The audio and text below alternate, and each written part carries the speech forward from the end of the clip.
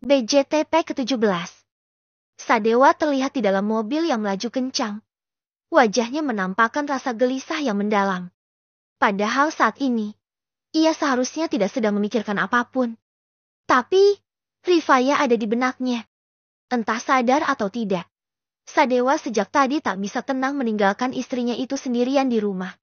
Bukan karena persoalan ibunya, melainkan Giovan. Ada sesuatu yang menghantui hati Sadewa. Keresahannya makin membuncah. Detik demi detik terasa begitu berat baginya. Kenapa aku merasa begitu cemas? Apakah Rifaya akan baik-baik saja? Kenapa Giovan yang selalu ada di pikiranku saat aku meninggalkan Rifaya sendirian? Apa mungkin mereka? Di tengah hantaman pertanyaan yang tak terjawab itu, Sadewa terus mencoba merasakan suara hatinya. Riz, apa Gio pernah mondok di Ponpes Al-Hikmah? Kenapa aku gak tahu soal itu? Sadewa bertanya karena ia pun sebenarnya tidak tahu perihal sepupunya itu pernah mondok di sebuah pesantren. Itu karena menurutnya playboy seperti Giovan sama sekali tidak mencerminkan sebagai seorang mantan santri sebelumnya. Oh, itu saya pernah dengar dari ayah Anda kala Pak Gio waktu itu bisa dikatakan cukup nakal dan hampir terjerumus dengan obat. Untungnya waktu itu bertemu dengan Kiai Muhlis dan dapat pencerahan ketika mengisi acara di perusahaan ayah Anda. Ungkap Haris yang mengatakan sesuai dengan apa yang diingatnya. Sadewa terdiam sejenak setelah mendengar penuturan Haris. Ia pun teringat ketika mendengar Giovan yang katanya pergi untuk menenangkan diri. Rupanya itu di Ponpes tempat Rifaya dibesarkan. Pasti waktu itu mereka bertemu di sana, pikirnya. Tapi, apa mungkin ada sesuatu di antara mereka? Kenapa Anda tiba-tiba bertanya soal itu? Pak. Haris balik bertanya karena atasannya itu jarang menanyakan tentang hal yang tidak terlalu penting. Bukan apa-apa, Riz. Fokus ke jalanan. Tukas Sadewa sekaligus memberikan perintah. Baik, Pak Dewa, tapi sepertinya Pak Dewa berat hati tinggalkan Nona Rifaya untuk dinas keluar kota. Oh iya, kan pengantin baru yang sedang hangat-hangatnya. Haris berbicara mengeluarkan isi pikirannya yang saat ini dilihatnya. Jangan bicara yang aneh-aneh, Riz. Fokus saja lurus ke depan. Tegas Sadewa sembari melepaskan kaitan dasi yang mencekik lehernya. Suhu tubuhnya tiba-tiba meroket, seolah-olah terbakar oleh kilatan ingatan tentang betapa moleknya tubuh sang istri yang dilihatnya tadi pagi. Sadewa menelan ludah, merasakan detak jantung yang semakin kencang memompa darah ke seluruh tubuhnya. Ia menarik nafas dalam-dalam dan menghembuskannya perlahan untuk mengatasi gelombang emosi yang menyapu dirinya. Usahanya menyusun kembali pikiran dan fokus menjadi semakin sulit ketika ingatan sang istri muncul lagi dan lagi dalam benaknya, membangkitkan perasaan yang belum sempat diredam. Di tempat yang berbeda, tepatnya di ruangan tempat Rifaya berada saat itu. Gadis itu tengah berada di kamarnya, berjalan mondar-mandir dengan wajah yang tegang dan gelisah. Rasa cemas yang tak bisa diungkapkan dengan kata-kata muncul akibat telepon yang baru saja diterimanya mengenai kondisi sang ayah atau lebih tepatnya pamannya. Air mata dan rasa khawatir melingkup hati Rifaya saat ini. Kehilangan pegangan dan kendali akan situasi yang tak terduga. Paman kamu dirawat di rumah sakit karena kesehatannya yang terus menurun. Lalu saat ini dalam perjalanan menuju ke rumah sakit di Jakarta. Sebaiknya kamu datangi kalau kami sudah ada di sini. Itulah ucapan bibinya Rifaya alias Rosida yang memberikan kabar tentang kondisi suaminya itu kepada sang keponakan. Insya Allah aku akan jenguk, Bu, tapi harus minta izin dulu sama Mas Dewa. Rifaya kala itu membalas ucapan sang bibi di ujung panggilan. Sejak menerima panggilan itu, Rifaya dibuat tidak tenang karena masih belum mendengar kabar apakah sang paman sudah tiba di ibu kota atau belum. Apa sebaiknya aku telepon Mas Dewa dulu? Gumamnya. Ia merasa tetap harus memberitahu Sadewa meskipun mereka sudah sepakat untuk tidak mencampuri urusan masing-masing. Tapi, jika sekedar tahu akan kemana mungkin akan membuat mereka tidak kesulitan ketika ada yang bertanya tentang salah satu di antara mereka. Keputusan Rifaya sudah bulat dan hendak menghubungi Sadewa detik itu juga. Ia segera menekan nomor sang suami yang sudah tersimpan di daftar kontaknya. Halo, Assalamualaikum, Mas. Maaf apa aku ganggu perjalanan Mas Dewa? Tanyanya hati-hati. Meskipun rasa kesal dan marah masih tersisa di hatinya karena perlakuan Sadewa sebelumnya. Tapi, saat ini semua itu harus dikesampingkannya terlebih dahulu. Ada apa? Tanya Sadewa di balik panggilan. Aku dapat telepon kalau ayahku sakit dan saat ini dalam perjalanan menuju ke salah satu rumah sakit besar di Jakarta. Aku cuma mau bilang minta izin pergi sama Mas Dewa. Ungkap Rifaya. Pergi saja, gak perlu sampai minta izin segala. Terserah kamu mau melakukan apa. Tukas Sadewa di balik panggilan. Aku sedang di jalan. Sebaiknya tutup teleponnya. Iya, Mas. Tapi... Mendadak ucapan Rifaya terhenti karena Sadewa malah sudah mengakhiri obrolan mereka, tanpa mendengar penjelasan lebih banyak lagi dari dirinya. Kenapa sih main ditutup? Padahal kan aku belum selesai ngomong. Gerutu Rifaya sambil menghentakkan kakinya di lantai karena saking kesalnya kepada sang suami. Namun, menit selanjutnya Rifaya menarik nafasnya dalam-dalam dan menghembuskannya pelan untuk meredam emosi yang ada di dalam hatinya.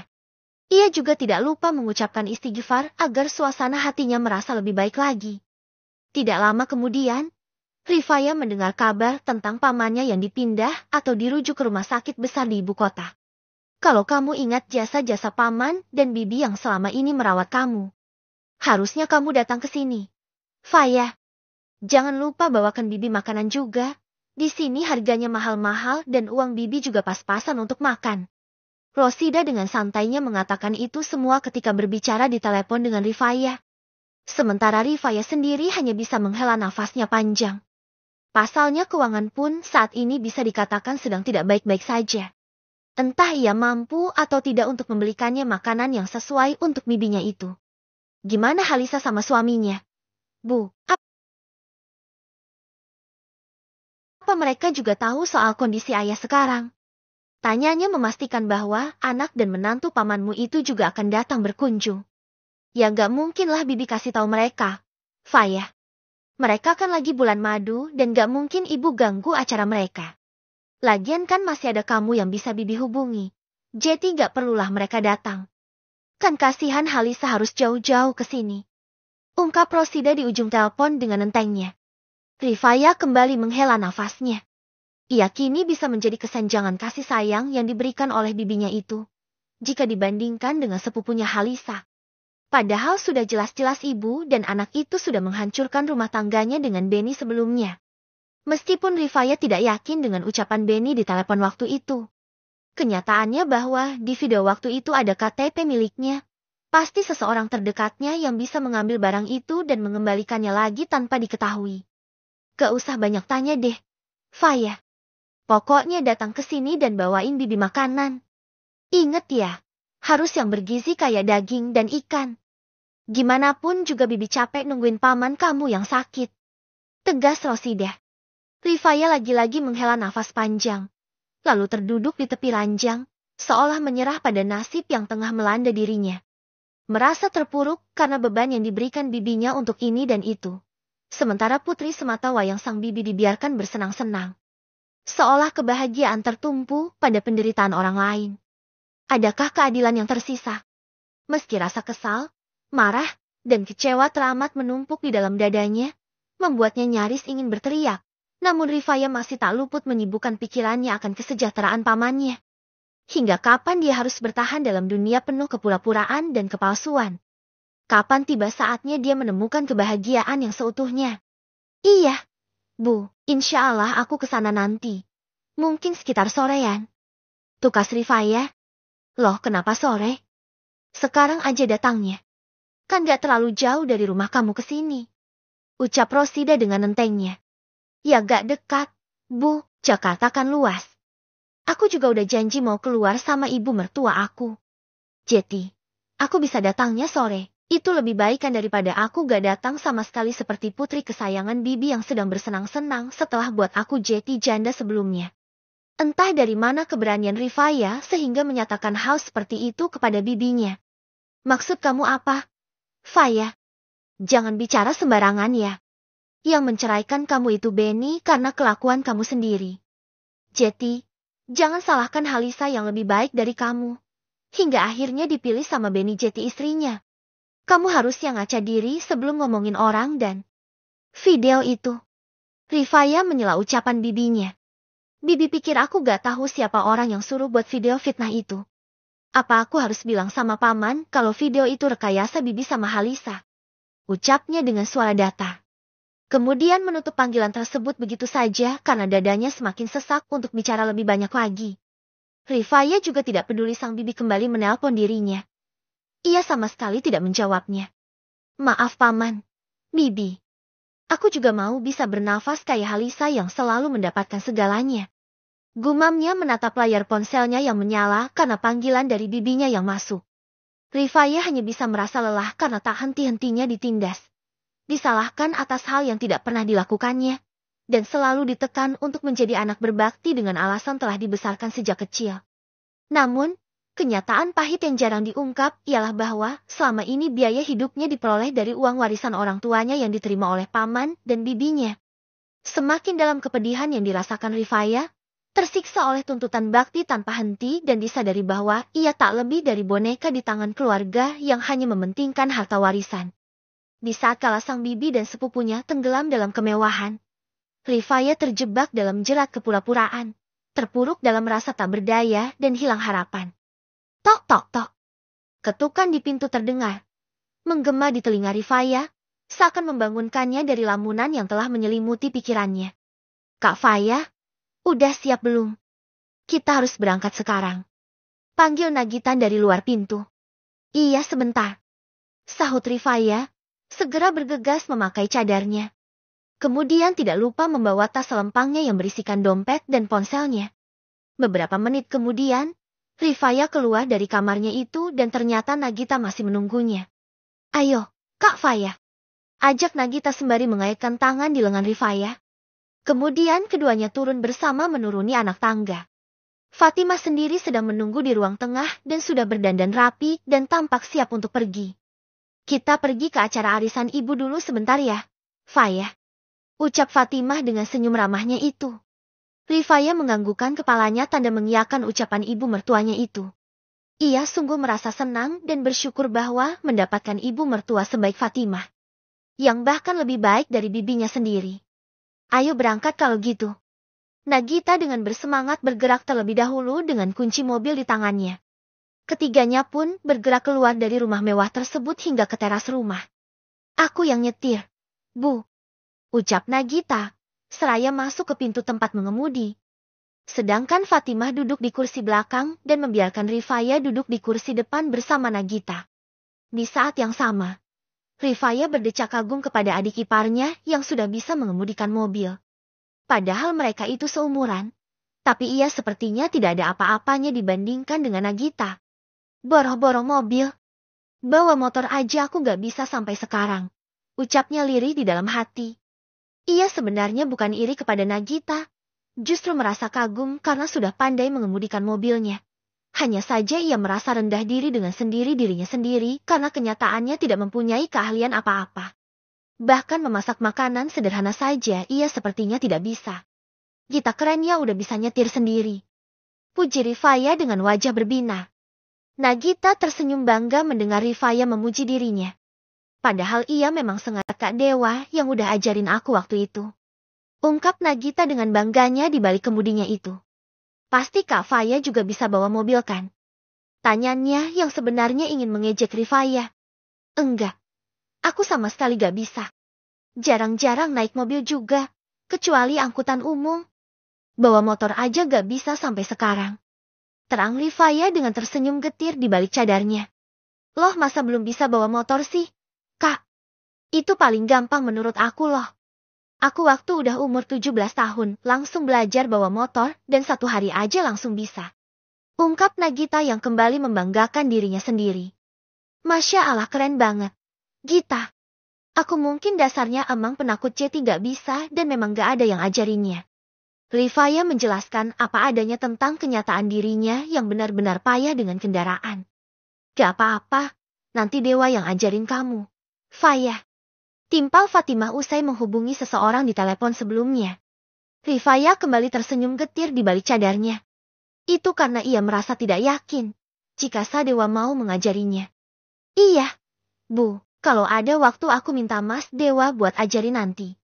Balasnya, sembari menoleh ke arah belakang, di mana ibu mertuanya duduk di kursi belakang sana.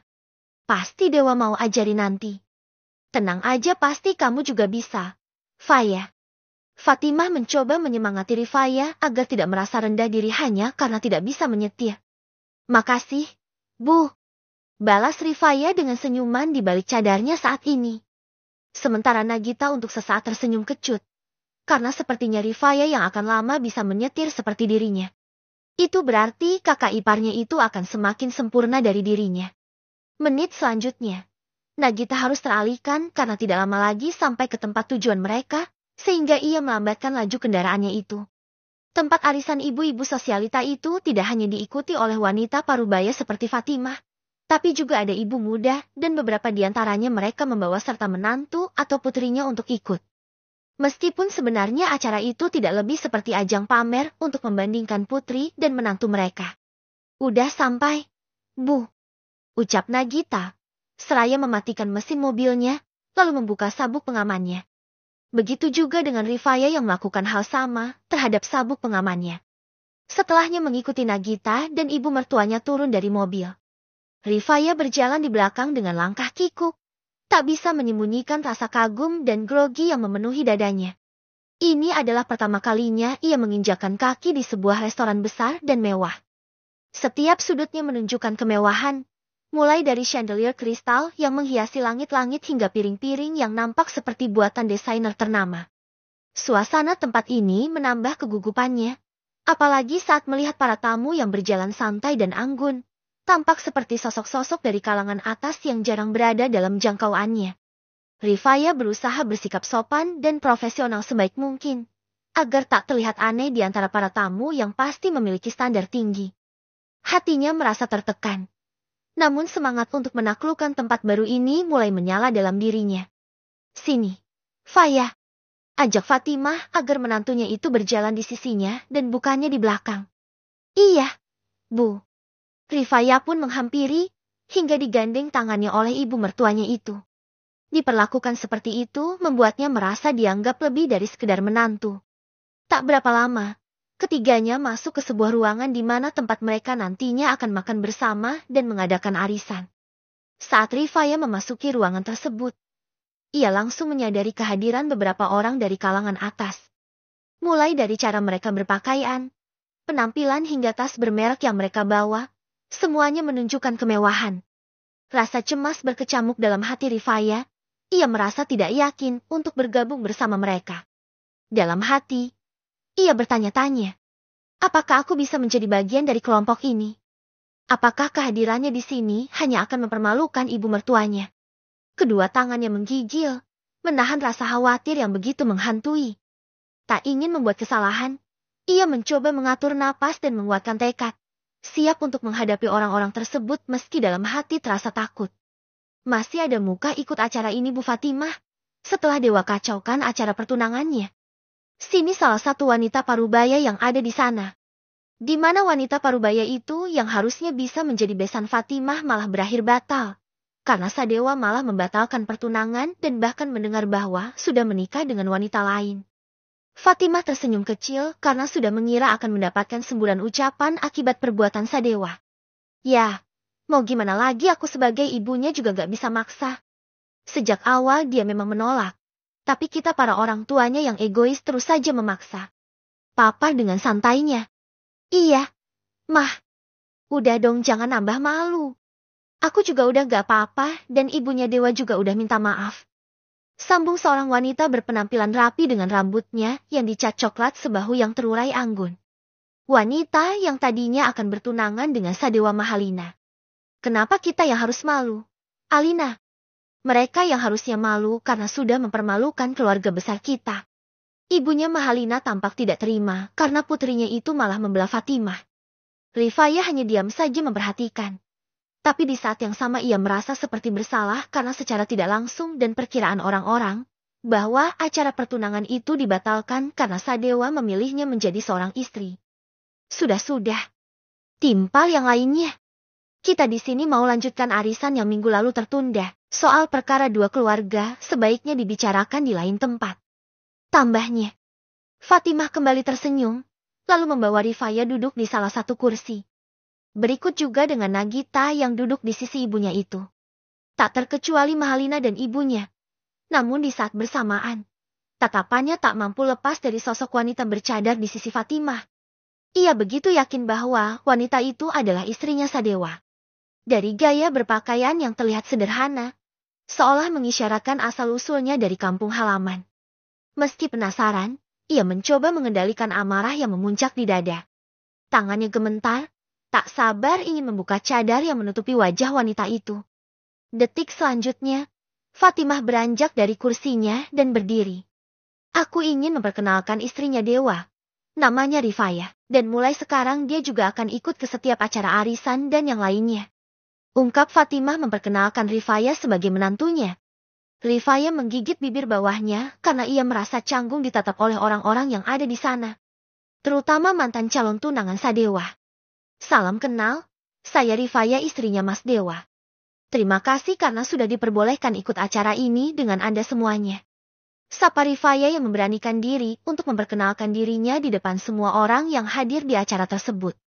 Di saat yang sama, Mahalina berpindah tempat dan duduk di sini wanita bercadar itu. Selamat ya, karena udah menikah sama Mas Dewa. Aku nggak tahu kalau selera Mas Dewa ternyata perempuan bercadar. Oh, iya aku Mahalina. Salam kenal juga. Ucapnya bersikap ramah kepada Rifayah dan tersenyum tulus. Meskipun sebenarnya bertolak belakang dengan isi hatinya. Iya, terima kasih. Rifayah yang sedikit kikuk menanggapi wanita yang bernama Mahalina itu. Oh iya, kenapa nggak buka cadarnya, Rifayah? Aku penasaran sama wajah kamu. Pasti ibu-ibu di sini juga penasaran kan sama istrinya Sadewa. Iya kan? Ucap Mahalina yang sebenarnya ingin mengejek Rifayah, juga ingin tahu perempuannya seperti apa yang udah dinikahi oleh Sadewa. Rifayah melipat bibirnya di balik cadarnya mendengar orang-orang itu ingin melihat wajahnya. Itu karena ia merasa rendah diri dengan dirinya sendiri dan tidak secantik para wanita muda yang ada di sana. Bagaimana jika ia membuat ibu mertuanya itu merasa malu nanti? Apa aku tolak aja ya? Batinnya di dalam hati. BJTP 18. Saya, Rifayah. Itu karena bisa saja yang datang adalah seorang pria. Dan entah bagaimana jadinya, jika Rifayah membuka cadarnya saat itu juga. Detik selanjutnya ada 3 orang wanita yang masuk ke ruangan tersebut. Di mana mereka juga anggota arisan di komunitas tersebut. Rifayah terkejut. Tubuhnya terasa membeku begitu melihat salah satu wanita parubaya yang baru saja masuk ke ruangan. Bukan tanpa alasan, Rifayah tahu betul siapa sosok wanita itu.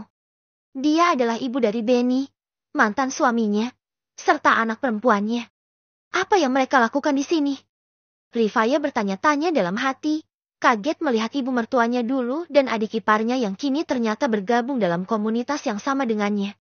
Rifayah mencoba menenangkan dirinya, mengevaluasi situasinya. Dia tahu, dia perlu bersikap dewasa dan bijak menghadapi perjumpaan ini. Namun di satu sisi, hatinya tidak bisa menyembunyikan rasa cemas dan khawatir akan konsekuensi yang akan ditimbulkan oleh keberadaan mereka di sini. Rifayah mencoba mengalihkan perhatiannya, berharap bahwa kekhawatirannya tak akan tampak jelas oleh mereka berdua. Namun, dalam hatinya terus menggumuli pertanyaan tentang motif mereka bergabung dalam komunitas tersebut. Siapa mereka? Nap? Apa anggota baru? Fatimah langsung bertanya pada salah satu wanita parubaya yang duduk tidak jauh dari tempatnya. Di mana wanita yang diajaknya bicara itu adalah adiknya sendiri alias ibunya Giovan dan Giovanni Zainab. Ibunya Giovan adalah perintis arisan itu atau istilahnya bandar dalam komunitas tersebut. Oh ini, Mbak. Benar, dia Bu Kusuma yang baru aku ikut ke arisan ini. Tapi, sepertinya akan mulai untuk kloter berikutnya dan tetap bisa ikut berkumpul di sini. Terang Zainab menjelaskan tentang siapa wanita yang dibawanya saat ini kepada semua orang yang hadir di tempat itu. Termasuk dengan Rifayah. Tapi, ia langsung menundukkan pandangannya seakan tidak ingin terlibat dengan 2 wanita tersebut. Mereka pun sama saja seperti Benny menurutnya. Perkenalkan saya Kusuma dan ini putri saya Arumi. Terima kasih karena sudah mengizinkan kami bergabung di arisan ibu-ibu sekalian. Ucap Kusuma memperkenalkan dirinya dan juga putrinya itu. Kebetulan hari itu hari Minggu sehingga bisa diajak bersamanya. Namun, Bu Kusuma sedikit terusik dengan wanita bercadar di salah satu tempat duduk yang ada di tempat tersebut. Wanita itu mengingatkannya tentang menantu pertamanya. Rifaya seolah-olah dapat merasakan tatapan tajam dari ibunya Benny yang menghujam ke arahnya.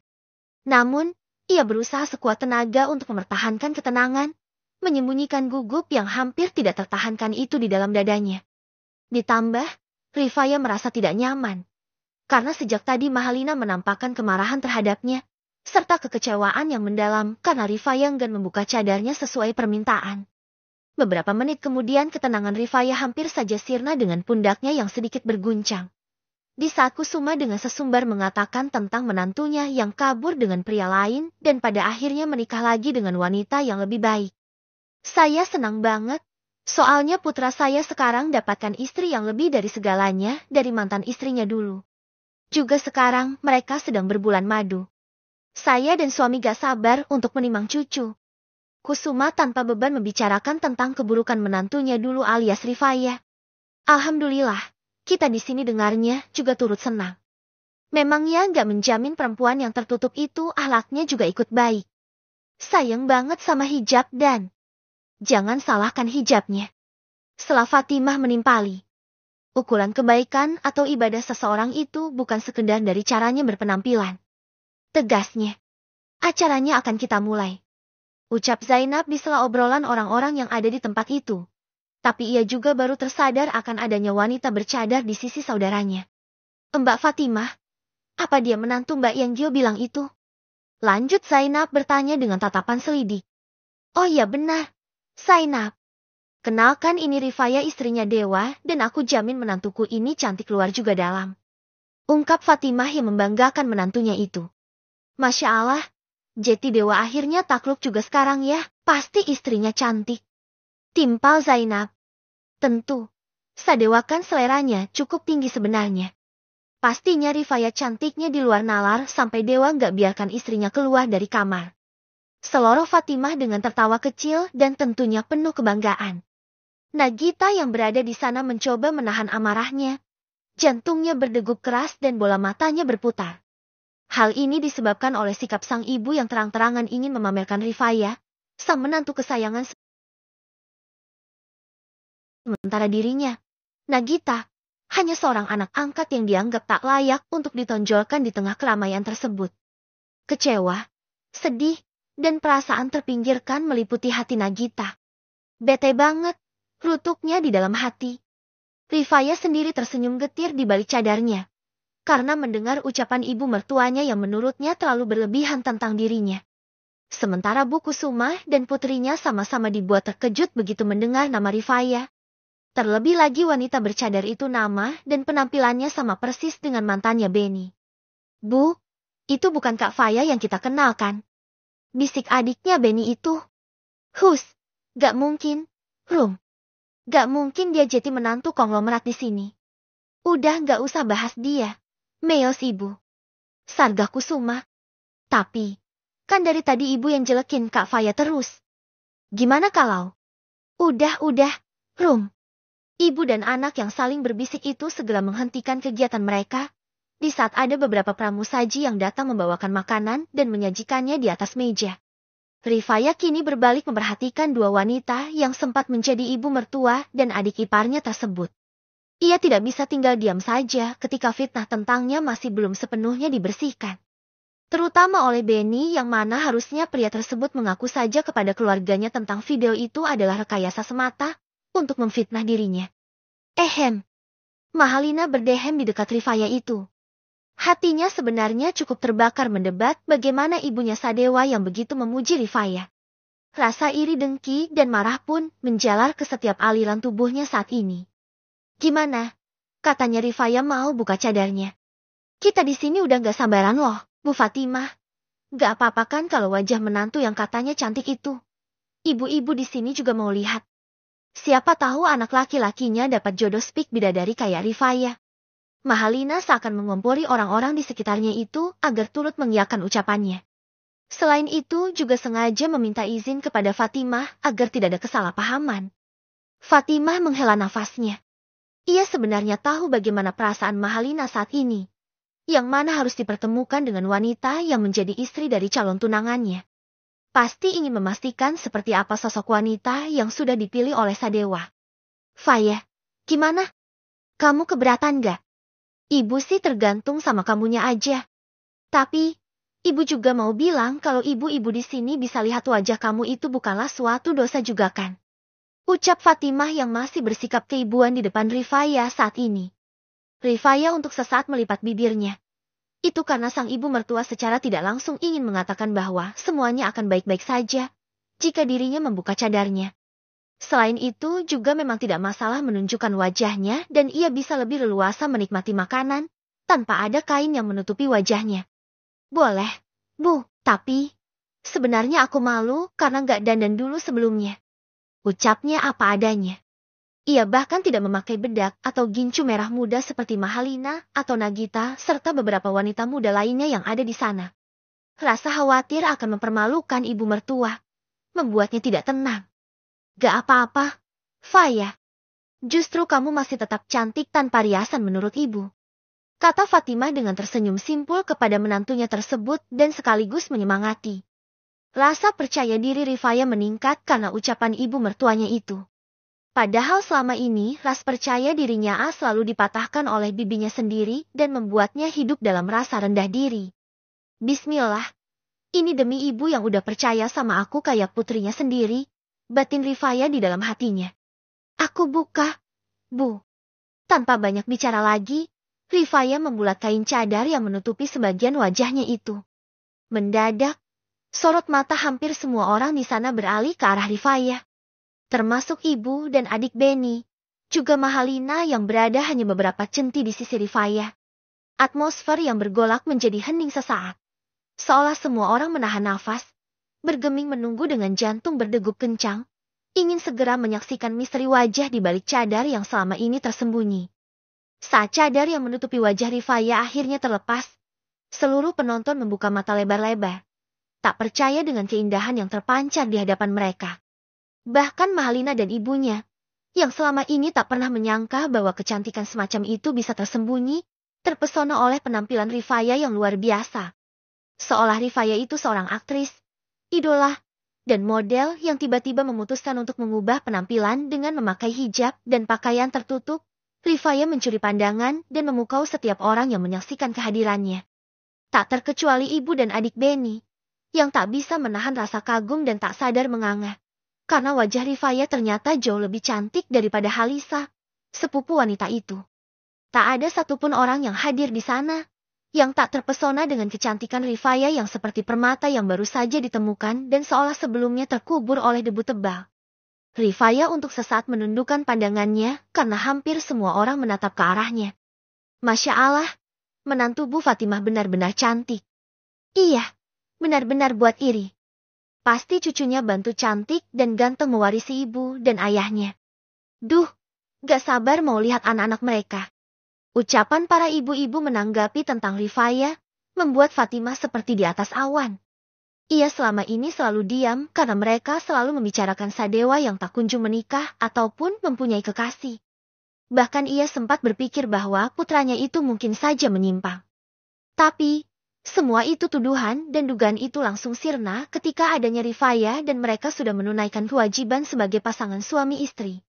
Benar kan kalau menantuku ini cantik luar dalam? Dia istri pengertian dan bahkan pagi tadi bangun lebih awal bantu ibu mertuanya di dapur.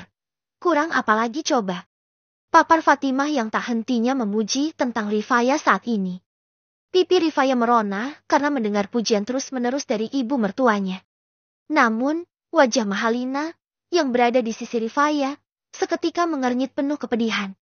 Hatinya teriris seolah disadarkan bahwa kecantikannya tidak dapat menyamai keindahan yang dimiliki oleh istri Sadewa itu. Kerlingan sinis dan hembusan angin dari alat pendingin udara yang dingin menambah dentuman di dadanya. Mahalina merasakan rendah diri yang mendera. Ayo makan dulu, Faya. Kebetulan acara hari ini gak ada ikan. Jadi kamu bisa makan dengan nyaman. Timpal Fatimah dengan senyuman ramahnya. Iya, Bu, makasih. Rifaya dengan malu-malu menyantap makanan yang ada di depannya itu.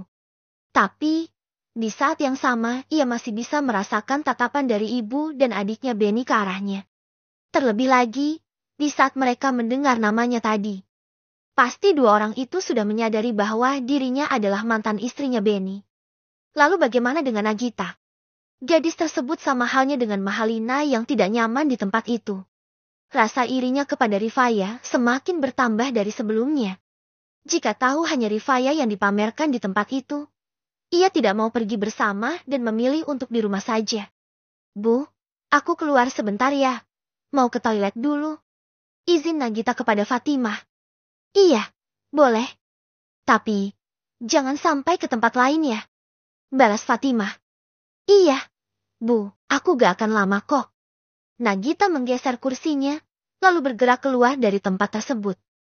Tapi, bukannya ke toilet, ia lebih memilih keluar dari restoran, lalu mengambil sesuatu dari dalam mobil. Hingga duduk di salah bangku taman di depan restoran itu. Setelahnya, Nagita mengeluarkan sesuatu dari dalam sakunya yang ternyata sebatang rokok dan juga alat pemantik di dalamnya. Kemudian menyalakannya. Kenapa Kak Dewa harus cepat-cepat nikah sih? Apa nggak punya kekurangan cewek itu?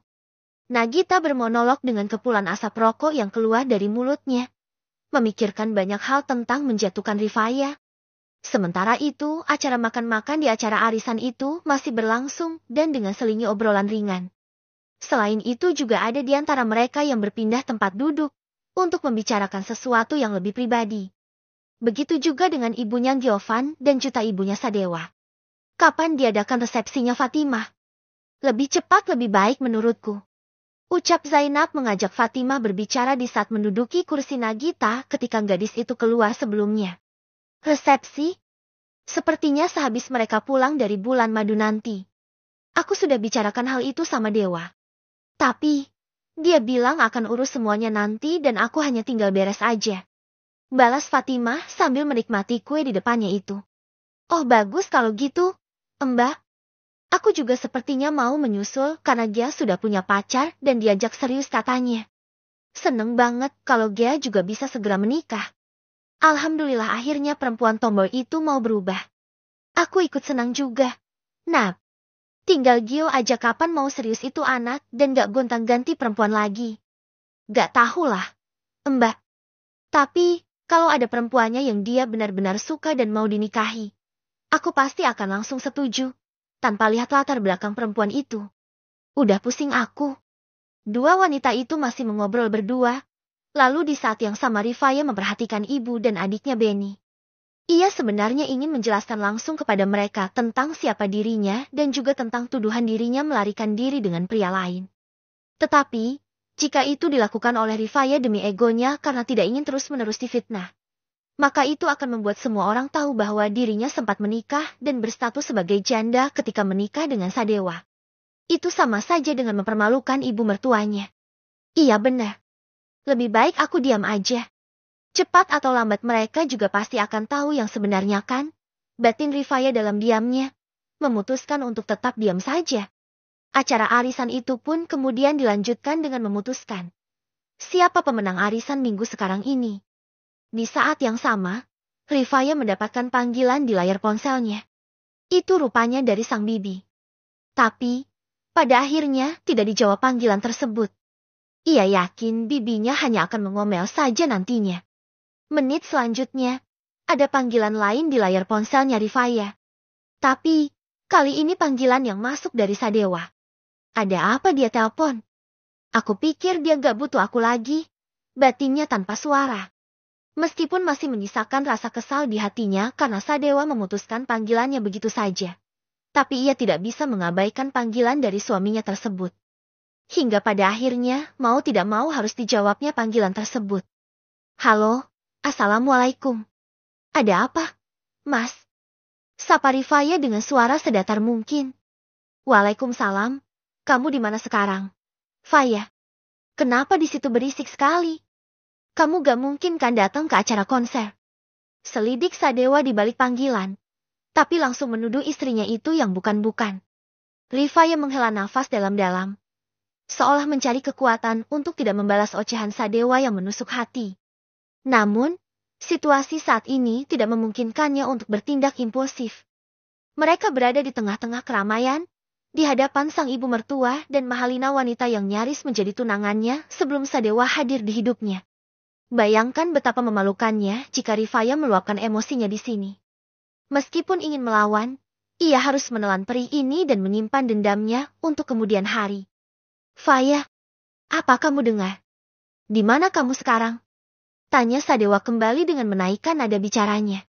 Oh itu, aku lagi di acara arisan ibu sama Gita juga. Ada apa Mas Dewa nelpon?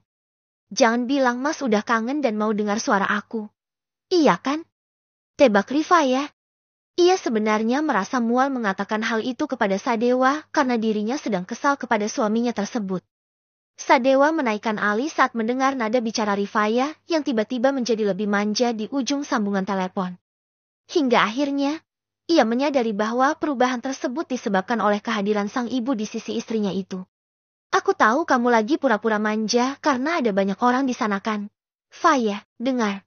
Aku cuma mau bilang agar kamu jangan terlalu percaya atau dekat dengan Gio. Sebaiknya jauhi dia dan jangan ngobrol sama dia. Mengerti kan? Tegas Sadewa. Tenang aja, Mas. Soal itu jangan khawatir.